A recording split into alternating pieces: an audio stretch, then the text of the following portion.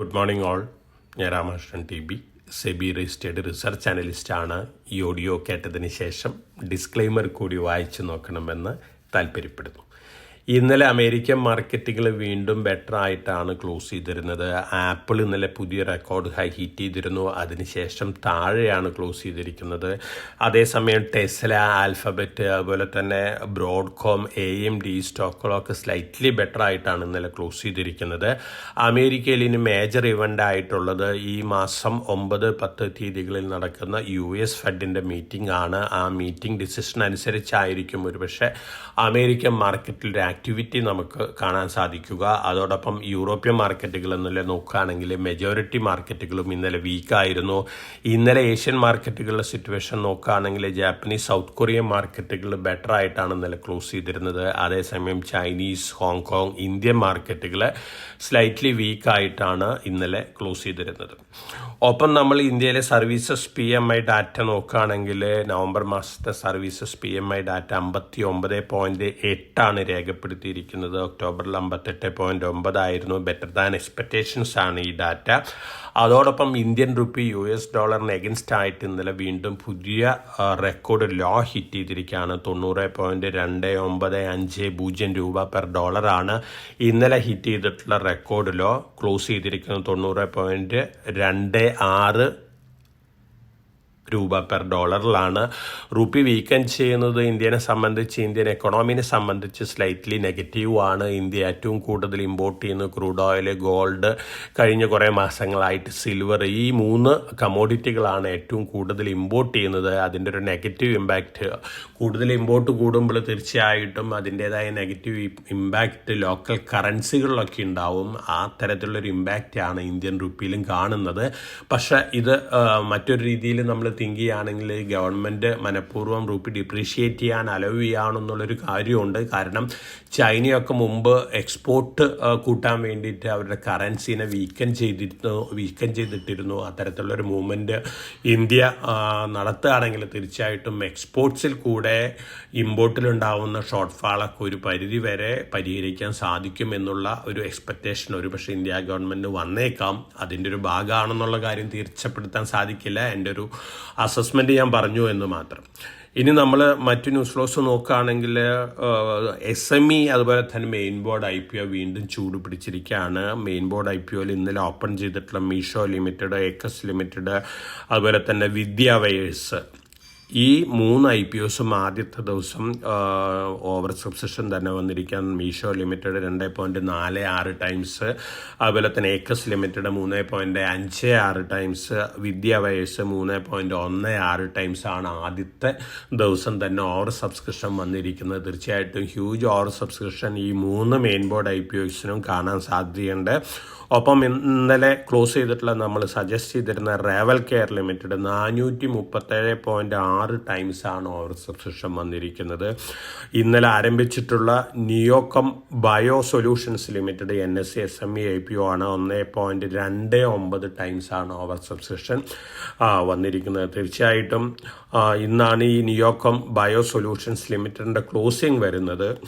ഈ IPOയിൽ നല്ല രീതിയിലുള്ള ഓവർ സബ്സ്ക്രിപ്ഷൻ കാണാൻ സാധ്യതയുണ്ട്. ഒപ്പം BSE SME IPOയിൽ ഓപ്പൺ ചെയ്യുന്ന ഒരു IPO ഉണ്ട്, ഇന്ന് ഓപ്പൺ ചെയ്യാണ്. ലക്ഷറി ടൈം ലിമിറ്റഡ് ആണ്. 82 രൂപയാണ് അപ്പർ പ്രൈസ് ബാൻഡ് വരുന്നത്. തീർച്ചയായിട്ടും നല്ലൊരു SME IPO ആണ്. BSE SMEയിലാണ് ഈ IPO വരുന്നത്. ഇത് സ്വിസ് വാച്ചസ് വിൽക്കുന്ന, അതുപോലെ തന്നെ ആഫ്റ്റർ സെയിൽ സർവീസസ് ഒക്കെ നൽകുന്ന ഒരു കമ്പനിയാണ്. 2008 ഈ കമ്പനി ഫോം ചെയ്തത് തന്നെ. തീർച്ചയായിട്ടും ഇതൊരു കമ്പയറബിൾ കമ്പനി ആയിട്ട് മറ്റൊരു കമ്പനീനെ നമ്മൾ നോക്കുകയാണെങ്കിൽ എത്തോസ് ലിമിറ്റഡ് ആണ്, ലിസ്റ്റഡ് ആയിട്ടുള്ള എത്തോസ് ലിമിറ്റഡ് ആണ്. അപ്പോൾ BSE SMEയിൽ റിസ്ക് എടുത്ത് അപ്ലൈ ചെയ്യുന്ന ഇൻവെസ്റ്റേഴ്സിന് അപ്ലൈ ആവുന്ന ഒരു IPO ആണ്. ലക്ഷറി ടൈം ലിമിറ്റഡ് 1600 ആണ് ലോട്ട്. 2 ലോട്ട് അപ്ലൈ ചെയ്യേണ്ടി വരും ഇൻവെസ്റ്റേഴ്സ്. അതായത് 3200 ഷെയർ ഇൻറ്റു 82 രൂപ. അപ്പോൾ റിസ്ക് എടുത്ത് BSE SMEയിൽ അപ്ലൈ ചെയ്യുന്ന ഇൻവെസ്റ്റേഴ്സിന് കൺസിഡർ ചെയ്യാം. ലിസ്റ്റിംഗ് ഗെയിൻ കിട്ടാൻ സാധ്യതയുള്ള ഒരു BSE SME IPO ആണ്. ഇനി നമ്മൾ സ്റ്റോക്ക് സ്പെസിഫിക് ആയിട്ടുള്ള ആക്ഷൻസും അതുപോലെ തന്നെ ആക്ടിവിറ്റീസും ഒക്കെ നോക്കുകയാണെങ്കിൽ എറീസ് ലൈഫ് സയൻസ് വലിയ രീതിയിലുള്ള EPS എക്സ്പാൻഷനാണ് അടുത്ത വർഷങ്ങളിലൊക്കെ അവർ കാണുന്നത്. പ്രധാനമായിട്ടും വലിയ രീതിയിലുള്ള ക്യാപെക്സ് ആണ് പ്ലാൻ ചെയ്തിട്ടുള്ളത്. അതിൻ്റെ ഒരു ഇമ്പാക്റ്റ് ആണ് അവർ എക്സ്പെക്ട് ചെയ്യുന്നത്. തീർച്ചയായിട്ടും എറീസ് ലൈഫിനെ സംബന്ധിച്ച് പോസിറ്റീവാണ്. സെയിൻസിസ് ടെക്നോളജി സിംഗപ്പൂർ കമ്പനിയായിട്ട് ഒരു MOU സൈൻ ചെയ്തിട്ടുണ്ട്. Geo spatial services, air related സൊല്യൂഷൻസിനൊക്കെ വേണ്ടിയാണ്. സെയിൻസിസ് ടെക്നോളജീനെ സംബന്ധിച്ച് പോസിറ്റീവാണ്. Best agro life 1:1 stock split, അതുപോലെ തന്നെ 1:2 ബോണസ് അനൗൺസ് ചെയ്തിട്ടുണ്ട്. ന്യൂജൻ സോഫ്റ്റ്വെയർ ടെക് 13.9 കോടി രൂപ ഒരു ഓർഡർ ബാഗ് ചെയ്തിട്ടുണ്ട്. പേസ് ഡിജിടെക് 99.7 കോടി രൂപ ഓർഡർ ബാഗ് ചെയ്തിട്ടുണ്ട്. RVNL 145.35 കോടി രൂപ ഓർഡർ ബാഗ് ചെയ്തിട്ടുണ്ട്. മുക്ക പ്രോട്ടീൻസ് 474.9 കോടി രൂപയുടെ വേസ്റ്റ് മാനേജ്മെന്റിനുള്ള ഓർഡർ ബാംഗ്ലൂരിൽ നിന്ന് ബാഗ് ചെയ്തിട്ടുണ്ട്. SH കേൽക്കർ UAEയിൽ ഒരു സബ്സിഡിയറി സ്റ്റാർട്ട് ചെയ്യുകയാണ്. പെർഫ്യൂം രംഗത്തുള്ള ഒരു കമ്പനിയാണ്. ഈ UAE സബ്സിഡിയറി വളരെ പോസിറ്റീവാണ് ഈ കമ്പനീനെ സംബന്ധിച്ച്. ഓയിൽ ഇന്ത്യക്ക് നവരത്ന സ്റ്റാറ്റസ് കൊടുത്തിട്ടുണ്ട്. പോസിറ്റീവ് ന്യൂസാണ് ലോങ് റണ്ണിലേക്ക്. റെയിൽടെൽ കോർപ്പറേഷൻ 48.8 കോടി രൂപ ഓർഡർ ബാഗ് ചെയ്തിട്ടുണ്ട്. JK സിമെന്റ് കപ്പാസിറ്റി എക്സ്പാൻഷന്റെ ഭാഗമായിട്ട് 3.3 million tonne per annum clinker plant അവർ കമ്മീഷൻ ചെയ്തിട്ടുണ്ട്. വിൻറ്റേജ് കോഫി 100% പ്യുവർ ആയിട്ടുള്ള ഇൻസ്റ്റൻറ്റ് കോഫി ലോഞ്ച് ചെയ്തിരിക്കുകയാണ്. അതോടൊപ്പം വേദാന്ത ലിമിറ്റഡ് ഒരു അക്വിസിഷൻ കൂടി നടത്തിയിട്ടുണ്ട്. ഇൻസോൾവൻസി ബാങ്ക്രപ്സി കോർട്ടിൽ കൂടിയാണ്. ഇൻകാബ് ഇൻഡസ്ട്രീസ് കേബിൾസ് ആൻഡ് വയേഴ്സ് ഉണ്ടാക്കുന്ന ഒരു കമ്പനിയാണ്. തീർച്ചയായിട്ടും ഈ അക്വിസിഷൻ വേദാന്തനെ സംബന്ധിച്ച് വളരെ പോസിറ്റീവായിട്ടുള്ളൊരു ഇമ്പാക്റ്റ് നൽകുന്നതാണ്. കാരണം കേബിൾസും വയേഴ്സും ഉണ്ടാക്കാനുള്ള റോ മെറ്റീരിയലൊക്കെ വേദാന്തയുടെ കയ്യിലുണ്ട്. അലുമിനിയം, കോപ്പർ, ഇത്തരത്തിലുള്ള കമോഡിറ്റികൾ. തീർച്ചയായിട്ടും ഈ അക്വിസിഷൻ സിക്ക് കമ്പനിയാണ്, ബാങ്ക്രപ്റ്റ് കമ്പനിയാണ്. എന്നിരുന്നാലും ധാരാളം പ്ലാന്റുകളൊക്കെയുണ്ട്. വേദാന്തനെ സംബന്ധിച്ച് പോസിറ്റീവായിട്ടുള്ള ന്യൂസാണ്. ഒപ്പം പ്രൊമോട്ടേഴ്സ് ഇന്നലെ വീണ്ടും ബൈ ചെയ്തിട്ടുള്ള സ്റ്റോക്കുകൾ നോക്കുകയാണെങ്കിൽ Jindal steel, Gulshan polyols, DB corp, RT pharma lab, അതുപോലെ തന്നെ മഹാരാഷ്ട്ര സീംലെസ്, ഈ കമ്പനികളിലാണ് പ്രൊമോട്ടേഴ്സ് ബൈ ചെയ്തിട്ടുള്ളത്. അതേസമയം സാങ്കി ഇൻഡസ്ട്രീസിൽ പ്രൊമോട്ടേഴ്സ് സെല്ല് ചെയ്തിട്ടുണ്ട്. ഫോറിൻ പോർട്ട്ഫോളിയോ ഇൻവെസ്റ്റേഴ്സ് ഇന്നലെയും സെല്ലേഴ്സാണ്. 3206.92 കോടി രൂപയ്ക്കുള്ള സ്റ്റോക്കുകൾ വിറ്റിട്ടുണ്ട്. ഡൊമസ്റ്റിക് ഫണ്ടുകൾ 4730.21 കോടി രൂപയ്ക്കുള്ള സ്റ്റോക്കുകൾ വാങ്ങിയിട്ടുണ്ട്. ഒപ്പം ജെഫ്രീസ് ഫോറിൻ പോർട്ട്ഫോളിയോ ഇൻവെസ്റ്റേഴ്സ് ആണ് ധാരാളം സ്റ്റോക്കുകളുടെ ടാർഗറ്റ് പ്രൈസസ് അവർ ഇൻക്രീസ് ചെയ്തിട്ടുണ്ട്. IOC 13% ടാർഗറ്റ് പ്രൈസ് ഇൻക്രീസ് ചെയ്തിരിക്കുന്നത്. 185 പുതിയ ടാർഗറ്റ് പ്രൈസ് അവർ ഫിക്സ് ചെയ്തിരിക്കുന്നത്. അഡാനി എൻ്റർപ്രൈസസ് 46% അപ്രീസിയേഷനാണ് അടുത്ത വർഷങ്ങളിൽ കാണാൻ പോകുന്നത്. 3200 അഡാനി എൻ്റർപ്രൈസിൻ്റെ target price. IndiGo 25% appreciation, 7025 target price. Mind space REITs 503 upper price band fix ചെയ്തിരിക്കുന്നത്. Chalet hotels 1070 upper price band അവർ പ്രിഡിക്റ്റ് ചെയ്തിരിക്കുന്നത്. അൾട്രാടെക് സിമെന്റ് 14700, അതുപോലെ തന്നെ ശ്രീ സിമെന്റ് 33,420, അംബുജ സിമെന്റ് 44% അവർ അപ്രീസിയേഷൻ എക്സ്പെക്ട് ചെയ്യുന്നത്. 770 ഫിക്സ് ചെയ്തിരിക്കുന്നത് target price. ACC 2170, JK cement 7230, 27% appreciation expect ചെയ്യുന്നത്. Dalmia Bharat 32% appreciation അവർ എക്സ്പെക്ട് ചെയ്യുന്നുണ്ട്. 2625 ടാർഗറ്റ് പ്രൈസ്. JSW സിമെൻ്റ് ആണ് ഏറ്റവും കൂടുതൽ അവർ ഗെയിൻ എക്സ്പെക്ട് ചെയ്യുന്നത്. 56% കറണ്ട് ലെവലിൽ നിന്ന്. 170 പുതിയ ടാർഗറ്റ് പ്രൈസ് ഫിക്സ് ചെയ്തിരിക്കുന്നത്. ബിർള കോർപ്പ് 35% അപ്രീസിയേഷൻ എക്സ്പെക്ട് ചെയ്യുന്നു. 1470 പുതിയ ടാർഗറ്റ് പ്രൈസ് അവർ ഫിക്സ് ചെയ്തിരിക്കുന്നത്. ഇതൊക്കെയാണ് stock market related news flows. ഇനി നമ്മൾ കമോഡിറ്റി സെഗ്മെൻറ്റ് നോക്കുകയാണെങ്കിൽ സിൽവർ ഇന്നലെ വീണ്ടും പുതിയ റെക്കോർഡ് ഹൈ ഹീറ്റ് ചെയ്തിരുന്നു. ഇന്ന് മോർണിംഗിലും റെക്കോർഡ് ഹൈനടുത്താണ് ട്രേഡ് ചെയ്യുന്നത് സിൽവറിനെ സംബന്ധിച്ച് വന്നുകൊണ്ടിരിക്കുന്ന ന്യൂസ് ഫ്ലോസ് എല്ലാം തന്നെ വളരെ പോസിറ്റീവായിട്ട് ന്യൂസ് ഫ്ലോസ് ആണ്. ഫിസിക്കൽ ബൈയിങ് ആണ് സിൽവറിൽ വലിയ രീതിയിൽ നടക്കുന്നത് എന്നുള്ള റിപ്പോർട്ടുകളാണ്. അതോടൊപ്പം തന്നെ ഒക്ടോബർ മാസത്തെ ഇമ്പോർട്ട് ഡാറ്റ നോക്കുകയാണെങ്കിൽ ഇന്ത്യയിലേക്കുള്ള ഇമ്പോർട്ട് വീണ്ടും കൂടിക്കൊണ്ടിരിക്കുകയാണ്. 60 മില്യൺ ഔൺസസ് ആണ് ഇന്ത്യ ഒക്ടോബർ മാസത്തിൽ ഇമ്പോർട്ട് ചെയ്തിരിക്കുന്നത് ഫിസിക്കൽ സിൽവർ. അതിനു മുമ്പ് അതായത് പ്രീവിയസ് ഇയർ നോക്കുകയാണെങ്കിൽ ഇതിൽ 15 മില്യൺ ഔൺസസ് മാത്രമേ ഉണ്ടായിരുന്നുള്ളൂ.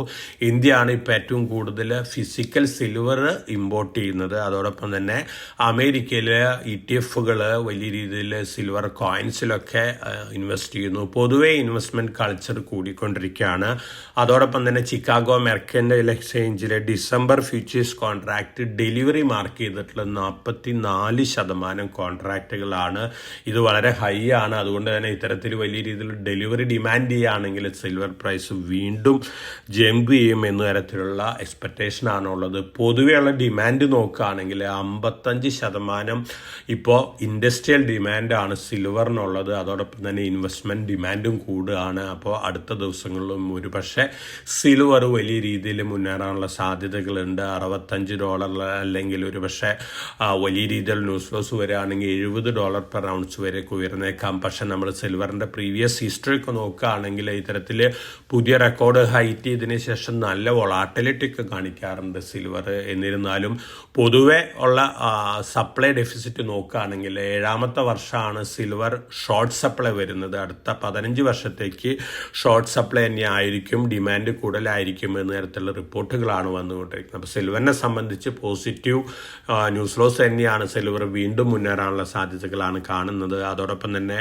ഗോൾഡ് ഇന്ന് മോർണിംഗിൽ സ്ലൈറ്റ്ലി വീക്കാണ്. $4,206 പെർ ഔൺസിനാണ് സ്പോട്ട് ഗോൾഡ് ട്രേഡ് ചെയ്യുന്നത്. പക്ഷേ ഗോൾഡിനെ സംബന്ധിച്ച് വന്നുകൊണ്ടിരിക്കുന്ന ന്യൂസ് ഫ്ലോസ് പോസിറ്റീവ് ആണ്. ഒക്ടോബർ മാസത്തിൽ സെൻട്രൽ ബാങ്കുകൾ 53 ടൺ ഗോൾഡ് വാങ്ങി എന്നാണ് പറയുന്നത്. പക്ഷേ ഈ ഫിഗറും നമ്മൾ കഴിഞ്ഞ വർഷത്തെ 2024 ഫിഗറും വെച്ച് നോക്കുകയാണെങ്കിൽ നവംബർ ഡിസംബർ മാസങ്ങളിൽ തീർച്ചയായിട്ടും സെൻട്രൽ ബാങ്കുകൾ കൂടുതൽ ഗോൾഡ് ബൈ ചെയ്യുന്നുണ്ടായിരിക്കും. കാരണം നോർമലി ഒരു വർഷം അവർ വാങ്ങുന്നത് 950 10 പെർ ആനായിരുന്നു കഴിഞ്ഞ 2-3 വർഷമായിട്ട്. ആ ലെവൽ എത്തണമെങ്കിൽ നവംബറിലും ഡിസംബറിലും കൂടിയിട്ട് അറൗണ്ട് 250 ടണ്ണെങ്കിലും വാങ്ങേണ്ടി വരും.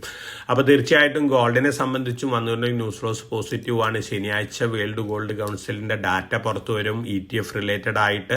അതോടൊപ്പം തന്നെ പിന്നെ നെക്സ്റ്റ് വീക്കിൽ സെൻട്രൽ ബാങ്കിന്റെ ബൈങ്ങിനെ സംബന്ധിച്ചുള്ള വേൾഡ് ഗോൾഡ് കൗൺസിലിന്റെ ഡാറ്റയൊക്കെ പുറത്തു വരും. അപ്പോൾ തീർച്ചയായിട്ടും സിൽവർ ഗോൾഡ് വീണ്ടും പോസിറ്റീവ് ടെറിട്ടറിയിൽ ട്രേഡ് ചെയ്യാനുള്ള സാധ്യതകളാണ് കാണുന്നത്. ഒപ്പം കോപ്പറും ഇന്നലെ പുതിയ റെക്കോർഡ് ഹൈറ്റ് ചെയ്തിരുന്നു ലണ്ടൻ മെറ്റൽ എക്സ്ചേഞ്ചിൽ. അതിനുശേഷം സ്ലൈറ്റ്ലി വീക്കായിട്ടാണ് ട്രേഡ് ചെയ്യുന്നത്. എന്നിരുന്നാലും കോപ്പറും വീണ്ടും വലിയ രീതിയിൽ മുന്നേറും എന്നുള്ള എക്സ്പെക്ടേഷൻ ആണുള്ളത്. അലുമിനിയം, സിങ്ക്, അതുപോലെ തന്നെ നാച്ചുറൽ ഗ്യാസ് $5 പെർ MMBTU ഇന്നലെ ഹിറ്റ് ചെയ്തിരുന്നു. 52 വീക്ക് ഹൈ ആണ്. അപ്പോൾ ഈ 3 കമോഡിറ്റികളും ഇന്നലെയും ബെറ്റർ ആയിട്ട് തന്നെയാണ് ക്ലോസ് ചെയ്തിരിക്കുന്നത്. Brent crude oil almost flat ആണ്. $12.22 പെർ ബാരലിനാണ് ബ്രന്റ് ക്രൂഡ് ഓയിൽ ട്രേഡ് ചെയ്യുന്നത്. ഇതാണ് കമോഡിറ്റി ന്യൂസുകൾ. തീർച്ചയായിട്ടും സിൽവർ, ഗോൾഡ്, കോപ്പർ ഈ കമോഡിറ്റികളായിരിക്കാം കൂടുതൽ ഔട്ട് പെർഫോം ചെയ്യാൻ പോകുന്നത്. അതോടൊപ്പം തന്നെ നമ്മളെ സംബന്ധിച്ച് ഓവറോൾ നോക്കുകയാണെങ്കിൽ പുടിൻ സന്ദർശനത്തിലുള്ള അനൗൺസ്മെൻറ്റുകൾ, അതുപോലെ തന്നെ റുപ്പി മൂവ്മെൻറ്റ്സ്, ഒപ്പം ട്രേഡ് റിലേറ്റഡ് അനൗൺസ്മെൻറ്റുകൾ, ഈ ഇവൻറ്റുകൾ തന്നെയാണ് നമ്മളെ സംബന്ധിച്ച് മേജറായിട്ടുള്ള ഇവൻറ്റ്സ് മുമ്പിലുള്ളത്. അതോടൊപ്പം തന്നെ ഇന്നലെ ആരംഭിച്ചിട്ടുള്ള RBI monetary policy committee meeting decision നാളെ മോർണിംഗിൽ 10 മണിക്ക് അനൗൺസ് ചെയ്യും.